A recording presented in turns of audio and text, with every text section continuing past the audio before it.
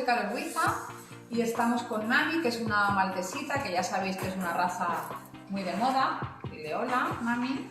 Es una perrita que viene a hacer un mantenimiento cada mes a la Pelu y le repasamos la carita.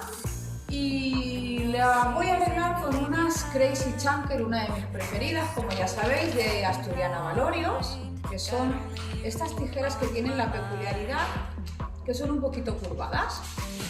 Entonces son muy rápidas para hacer el repaso de la cabecita.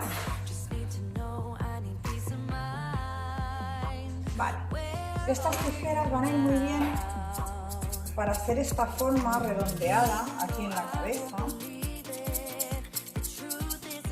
para el flequillito.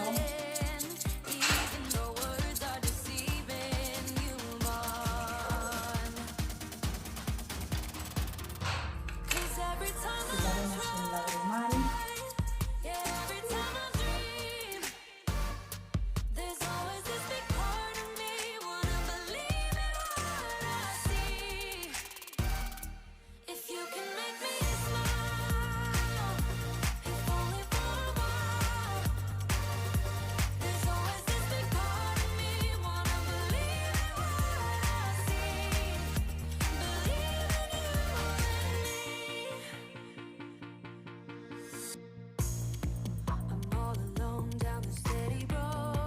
Este lado redondeado también va súper bien porque al tener esta forma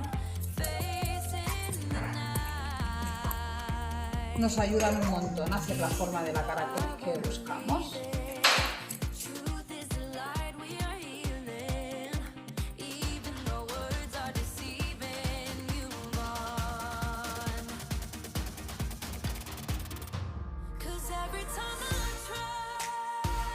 Hasta aquí el repaso de la carita de Nami, una maltesa que viene cada mes, y diré adiós.